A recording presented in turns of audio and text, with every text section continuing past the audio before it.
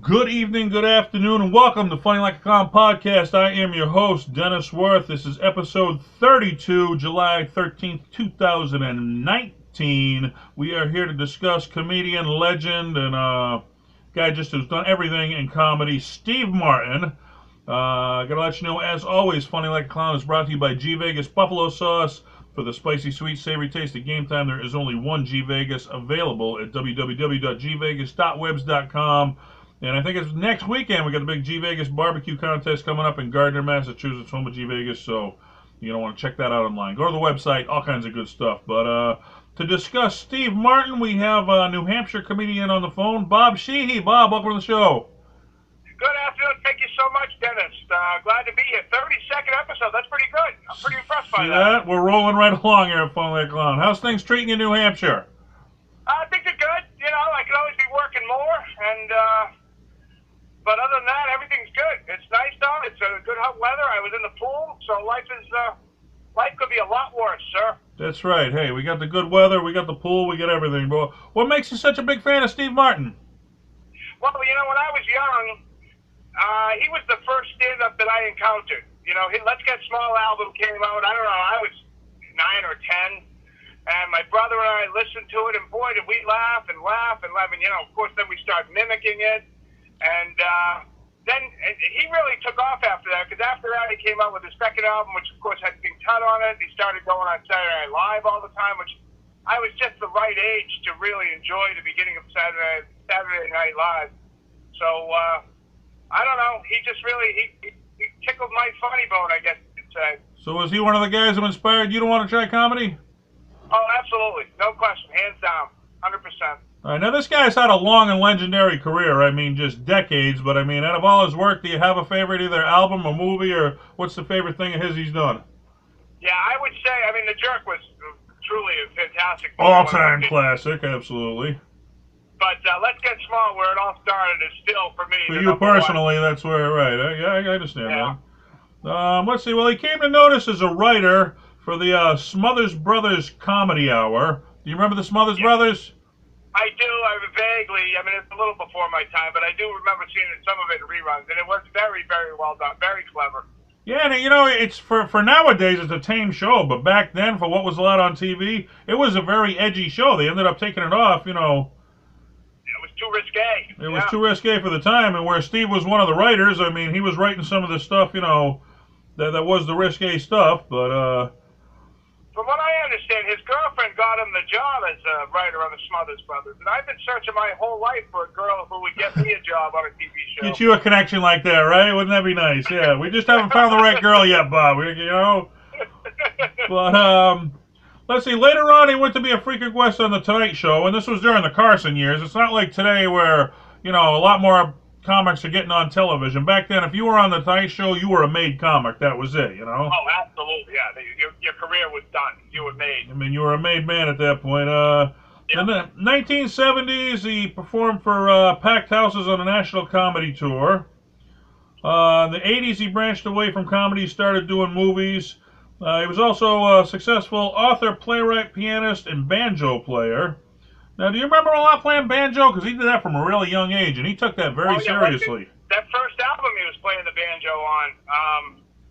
What I find amazing, though, when I started, you know, in order to prepare for this a little bit, I read up a little bit, and I was just shocked at how many movies he had written. Just shocking. Very established. He didn't just stick to comedy. He branched out into a lot of different, I mean, piano, I mean, playwright, author. I think he wrote Pennies from Heaven, too. Pennies from Heaven, right? You know, I remember him playing the banjo. Remember the old Muppet movie there where he was sitting there playing the banjo on there? As a kid, that's where I remember it from, but he was on Comedy Central, and it's like, he'd only get on if they wouldn't talk about his comedy, if they just talk about banjo, and that's all that they, you know, the whole episode, they never mentioned his comedy. It was just about him playing banjo and the bluegrass, you know. Right. I remember Andy Kaufman did that. He wanted, the Tonight Show wanted him, and you couldn't get him, but there was the other character that he did, that he dressed as Clifton, whatever, and you could get him. That was the way to get around it to get him, was to book his alter ego there, but yeah, Steve, it's funny, I was reading his quote. He said, listen, I never announced I was quitting comedy. I just kind of stopped doing it. And it's like 30 years he went without doing stand-up. Yeah, he started up long a few stretch. years back. But, you know, you want to branch out. You want to try other things. You don't want to do the same thing for the rest of your life. It gets boring after a while, you know. And then you start to miss it, though, after you haven't done it for so long, you know. Sure. And if you get the kind of talent he clearly has, you know, you want to be able to show the world, I would imagine, because he's been pretty successful in the music world. He's won, what do they call them, Grammys? Grammys, oh yeah, not just in comedy, but also in music, yeah. That's very impressive as far as I'm concerned. Yeah, Grammys and American Music Awards he's earned. Let's see, Comedy Central had him as the 6th top comic out of 100 comics. Would you put him that high, or where? Yeah, I'd put him. I think I'd have him in my top 5, quite frankly. Yeah, you'd have to put him in with the Pryors and the Carlins, you know. I mean, I think he's right there in that conversation with them. I mean. Yeah, he sure is, and I would have. You know, it's tragic how it ended, but I would have Bill Cosby in that group. Cosby, sure. Who didn't listen to his albums coming up? I mean, these are all the guys we grew up with, you know. Right. Rodney Dangerfield. I mean. Oh yeah, you know, how could you forget Rodney Dangerfield? Yeah, I mean, you know, Carlin, Pryor, Dangerfield, Martin. These are the guys. I mean. Yeah. So I probably have 15 or 20 comics in the top 5. Yeah, sure, but let's see. In the 2000s, he was solely working as a musician, touring with bluegrass acts, including Earl Scruggs. And as you said, in 2002, he won a Grammy for his best instrumental performance, and it wasn't comedy.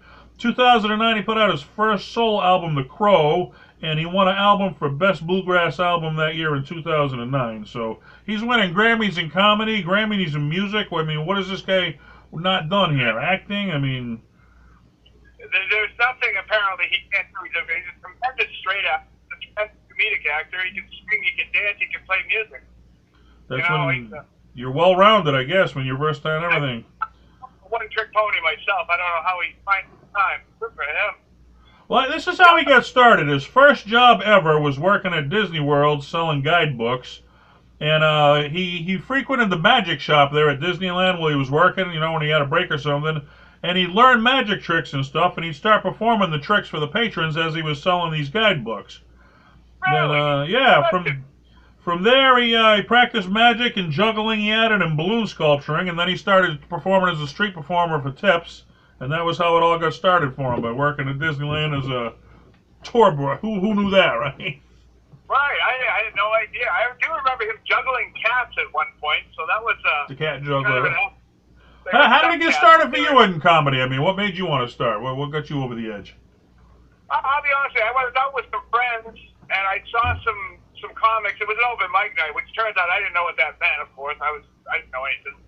But I saw these guys doing it. I thought, my God, I'm so much funnier than them. And, you know, your ego gets into it. So I decided, you know, I went up to the guy who was working for me. He said, back next week, give me 5 minutes. And as soon as I did, I had a rare comics who did really well tonight. You know, with shows 3 through 19 that were tough, but the first 2 went really well. Yeah. And I caught the bug. Oh yeah, once you do it, you're itching to get back up there. It's such a rush being up there on stage. You can't wait to get back. Of course, my 5th or 6th show when I was out there dying, I was sort of rethinking it, but yeah, you know how that goes. You got to get over that hump, yeah, where you're learning you got a little bit of good stuff to fall back on, then you can lead on from there. But yeah, let's see. You know, it's a process. It takes a long time. Oh yeah, and I mean certainly Steve Martin. He's had the decades of success, so you can only envy a guy like that. Well, as we mentioned, his big break was on the Smothers Brothers. In the 70s, he made appearances on The Tonight Show with Carson, Saturday Night Live, The Gong Show, and The Muppet Show. And he was on The Gong Show? I don't remember The Gong Show? What do you remember about that? I don't remember him on The Gong Show. I don't remember him being there at all. But I mean, the show in general. What do you remember about The Gong Show? Oh, I love it. Like Chuck Woolery coming out and dancing around, and then somebody would be up there singing or telling jokes or whatever, and Jamie Farr would get up and gong them, and that was a great show. They either gong you, they liked you, they didn't. You got gonged, or you got the finish. That was the thing, but And sometimes, like, if one of them, like Jamie Farr, didn't like a guy, then someone else would gong them. Jamie Foxx really liked the guy. Someone gong him, and I really liked him. So the next time he would gong somebody, that person would like just get back at them. That was. Well, they had times too. They were fighting. Like if somebody go to gong them, and they'd get up and try to stop them, they'd be fighting over the gong whether they could hit it or not. You know. Yeah, that was a great show. Yeah, well, I missed that show. Like But let's see. He hosted 27 episodes of. He was on 27 episodes of Saturday Night Live. He hosted 15 of them, and that's only second all time to Alec Baldwin. So. Yeah, and he just recently passed that, right? Like this year or last year. I think so. Yeah, with his Donald Trump stuff that he was doing hosting. Yeah. But yeah, because Steve Martin was the best host in my opinion of Saturday Night Live ever. I mean, when he was hosting, I watched. You watched. He was with the originals when the show was edgy and funny. I know it's a shell of what it was back in the day with the Belushis and the Pryors were on there and Chevy Chases. I mean, that was the time, and he was in with those guys for sure. I'll tell you, my favorite moment with him, he came out in how he would be in those immaculate white suits, and his hair was perfectly coiffed, however you say that word. All blow-dried perfect, right? Yeah, he looked like $1 million, and he had a champagne glass in his hand, and he looked out at the crowd, he took a little sip of the champagne, and then he just turned and spit the champagne on the floor, which absolutely made no sense, but it made me laugh. But it made you laugh. Just the simple stuff like that. It was timeless comedy. Let's see. So his TV appearances led to platinum albums. In 1978, he came out with Wild and Crazy Guy, and he later went on to use that with Dan Aykroyd in the Saturday Night Live skit of they were two guys from the Czech Republic. They were two playboys. You're gay, and I think it's the other guy's name, but yeah. We are two wild and crazy guys. Who wasn't mimicking that back? We all were saying that back in the day, but yeah, absolutely. As you mentioned, that album ended with King Tut, which he released as a single, and it went on to number 17 at the charts. But I mean, Wild and Crazy Guy. 17? Yeah, 17 is a musical hit. I know it was done as a comedy thing, and everybody was singing it, and went on to do that. You know. You couldn't turn the radio on without hearing it first time. I remember that summer, whatever, 78, 79, whatever that was. It was an all-time classic, sure. And the skit on Saturday Night Live just blew it up even more. It became even bigger, you know? Right. So let's see. Somebody told me that every time Steve Martin hosted Saturday Night Live, their viewership was going by like 1 million people. Really? I can believe that. Like I mean, he's one of those draws. He's one of those acts you have to see, you know? It was like... Yeah. It's like Star Wars, you know? Even if somebody told you it was bad, you wouldn't care. You're going to go see it anyway because it's Star Wars, you know? It don't matter. You have to see it, you know? Yep. But he started his acting career with an actual short film. His first one he did, The Absent-Minded Waiter, was only a 7-minute film, and it got nominated for an Academy Award. You ever done any short films? I have done some short films, yes. All right. And, well, what's your impression of him? Is that a good way to get started, do you think, before you start doing major films? Well, the thing is, you only have a short time to really do something. To show your genius, right. Good point, yeah. If you're in a bigger film, you can make a statement, you can create, you can sort of develop a character and draw people in. In a short film, you don't have that kind of time. You got to hit them. Yeah, right off the bat. But I mean, it prepares you. It prepares you to go on, because I know you were in Celtic Pride, a major. I mean, you had a small role, but that was a major movie where, like you said, a short. You just got to be quick. It's boom. You ain't getting much time at all. Let's see. I mean, obviously, we mentioned he went on to do The Jerk, which grossed over $100 million with a budget of only 1980, something like that. Yeah, with a budget of only $4 million. Can you imagine that, making a $100 million movie with a budget of $4 million? You don't see that stuff nowadays, do you? You know what I remember about that movie, too? Before I saw it, my parents used to watch Siskel and Ebert. Yeah. And they both got on there and panned that movie and said how stupid it was and sophomoric and childish and awful. And then my brother and I went to see it. I didn't know if we were old enough, but we stuck in and saw it. And boy, did we laugh and laugh. I mean, we cried. We laughed so hard. Well, didn't they'd always, like, if they were wrong about a movie, they'd go back and, like, re-review it and try to act smart. Like, you know, well, yeah, you know, we called it stupid to begin with, but now we like it. Now it's popular, you like it, yeah. Yeah, I used to watch them when I got older and would see their thumbs up, thumbs down. I would determine that if they said thumbs down, it was worth thinking, and vice versa. But I mean, that was at a time where nobody was offended, where everybody's offended nowadays. I mean, half the stuff he did in The Jerk, you couldn't even do nowadays without people getting offended and losing their minds, you know? Of course. Oh, I'm gonna stay this color, you mean? I mean, you couldn't get away with that nowadays. I was born a poor black child. That was the opening line. Yeah, right, yeah. Put that in a movie nowadays, see what happens, right? I mean, that was the genius of it, though, you know? People weren't offended back then. We could take a joke here, but, well, let's see. What on he did Roxanne. Do you remember the movie Roxanne?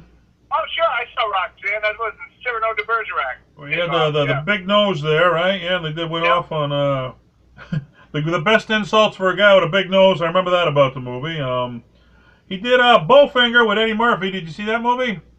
I did see it. I didn't like it. I love both of them, and I thought it was terrible. Really? No, I didn't see that one. And like you, I love both of them, but it was just one I happened to miss. But I always wanted to get back to it, just haven't yet. Well, here's an all-time classic, The Three Amigos. You remember him in that one? Sure. With Martin Short and Chevy Chase. Yes, Chevy Chase. Yes. Chevy Chase. Yeah. Well, you know, my hero, the guy I got involved with comedy because of Sam Kinison, he was actually in that movie, and they cut his scenes out. Chevy Chase cut him out because he had stole the movie from Rodney back to school, and Chevy didn't want him stealing the movie. So little-known fact, Sam Kinison was in The Three Amigos, but Chevy Chase deleted his scenes. Yeah, I've heard that Chevy Chase was a little insecure. Yeah. That's why he left that first cast of Saturday Night Live, from what I understand. Really? He was insecure. And that's what, I don't know. I don't know the man. I didn't work with him. But right. You hear the rumors on the comedy trail. We've all heard them for sure. Right. Well, here's another one. You have Planes, Trains, and Automobiles. You remember that one? Oh, sure. John Candy, that's a classic. That's an all-time classic. Right there. Two geniuses at work. Father of the Bride. Have you watched any of those recently? Yeah, that's they're not really. I mean, there are some funny moments, but I wouldn't classify them as comedy movies. No, he was more portraying like the parent in that one, where it was a different, he wasn't the main character anymore, where, when he was younger, he was one of the main guys, but, right. Let's see. He did a great job, and that really... As the father, I mean, it was more, a serious role, as you said, not really a comedy, but, I mean, I thought it was a good movie as a serious role, Absolutely. No, he showed his acting chops there, for sure. The Pink Panther, do you remember that one? I never saw it with Steve Martin. I saw it with, Peter Sellers. Peter Sellers, right, yeah, right. I never saw the remake. He redid it years later. I have a thing against remakes. I don't know what it is. I don't like to go to remakes. Yeah, they're doing that because they need something that's going to draw the people in. They don't want to take risks because movies are costing so much money. Nobody wants to risk a new movie. They want to, go with the old stuff that'll bring somewhat of a draw, they know, Yeah. But, I mean, as a kid, the Muppet movie, do you remember him on that one? I mean, that was probably the youngest I remember him from, anyway. Yeah, of course I remember the Muppet movie. He was the villain in the Muppet movie, if I remember correct, right? Yeah, okay. Yep. Let's see. Well, nowadays he's on a national comeback tour with Martin Shore. Yeah, I wouldn't call it a comeback tour because in my mind he never left. He could have picked up any time he wanted, Well, like you said, he took it was, I think, a 25-year absence from comedy before he came back around and did it again.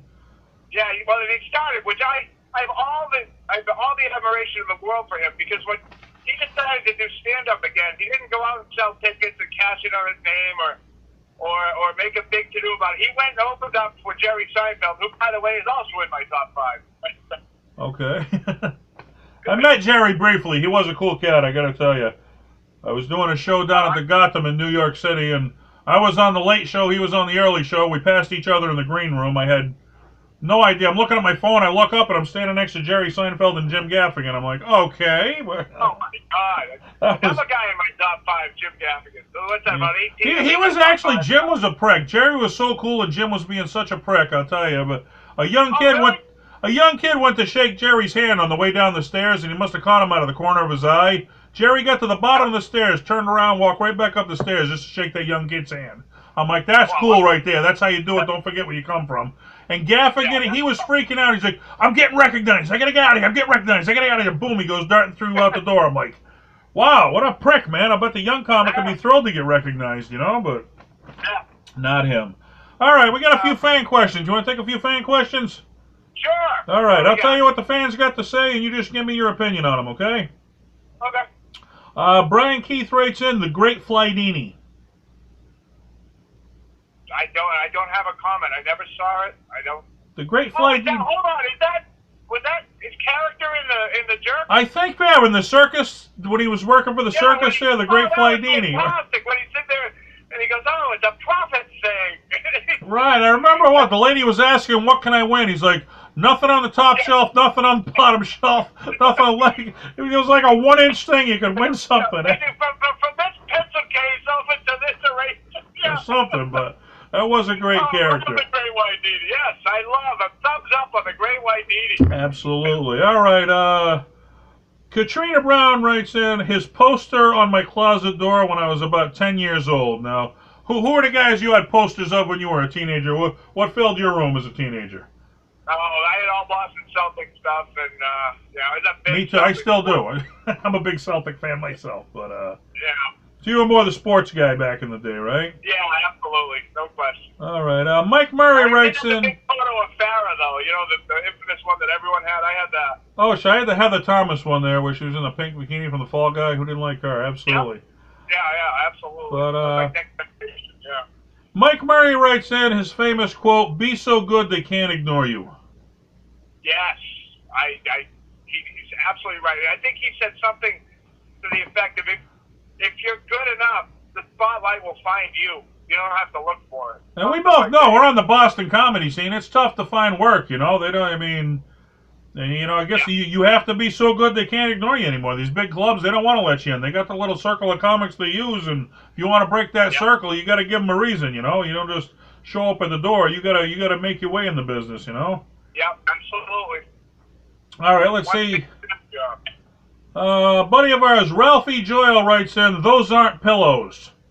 Those aren't pillows! On planes, trains, and automobiles. That's so funny. They're laying together. They switch your arm. And they woke up, right? Between two pillows. Then they're trying to act like tough guys like it didn't happen. How about those Bears? They got a good football team, right? They're trying to act like men. Like that didn't just happen, man. Let's forget about it, you know? Classic scene right there. That really is. Yeah, that's one for the agent. All right, let's see. Cal Verducci writes in, him cursing out the lady at the counter in Planes, Trains, and Automobiles. Do you remember that one? Oh, yes, I sure do. Oh, well, he was losing his... I don't know if I can swear, but he was losing his mind. You can really swear on a podcast, yeah. It was something to the effect, I don't like how your fucking company left me in the middle of fucking nowhere with the keys to a fucking car that wasn't fucking there. He just went off, like, in this tirade.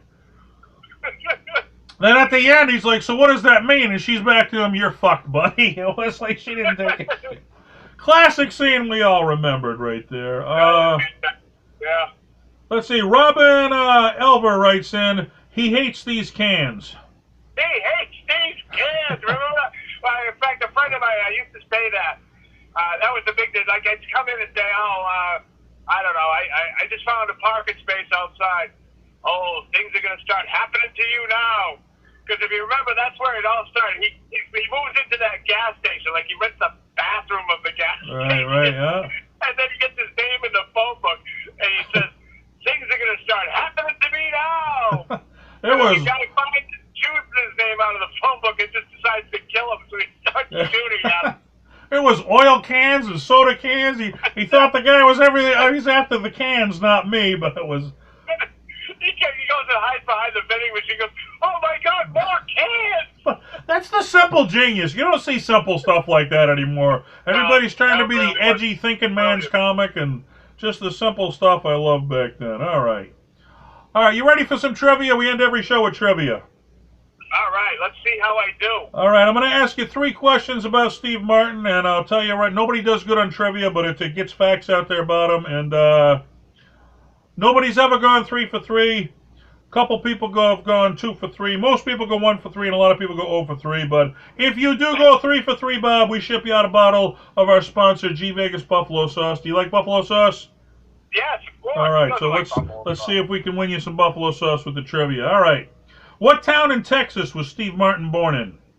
Waco. Waco, Texas. You are 1 for 1.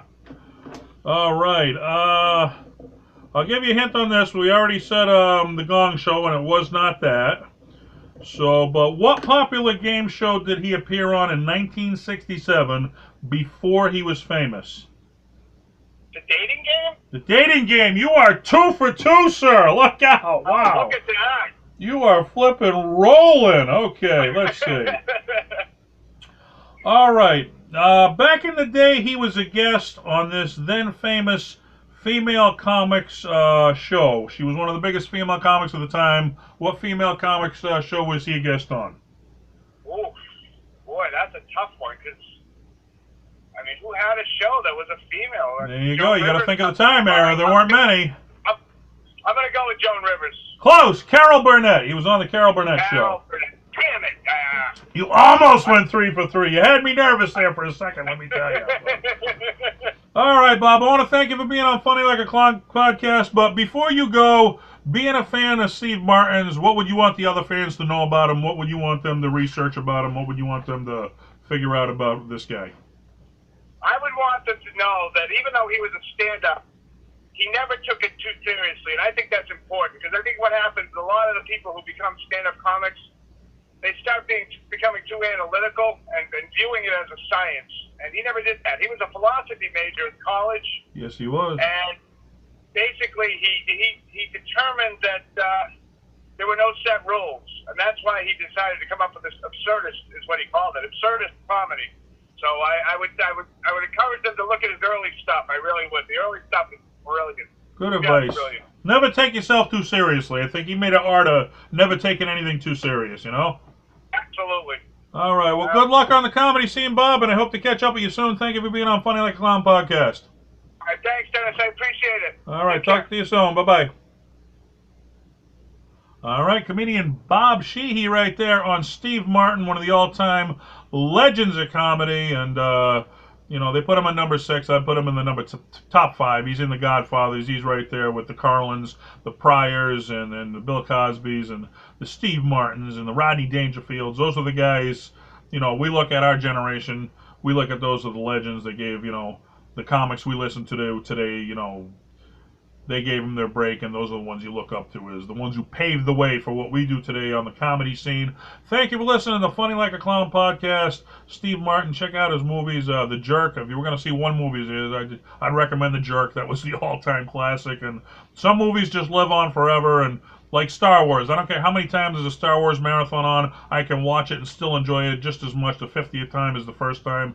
Well, Steve Martin put out some work where you can listen to 100 times and you're still going to laugh. You know the joke's coming and you're still going to laugh at it because it's that funny. We will catch you next time on Funny Like a Clown podcast. Until then, keep laughing, folks, because laughter is the best medicine. I'm Dennis Wirth. Good night.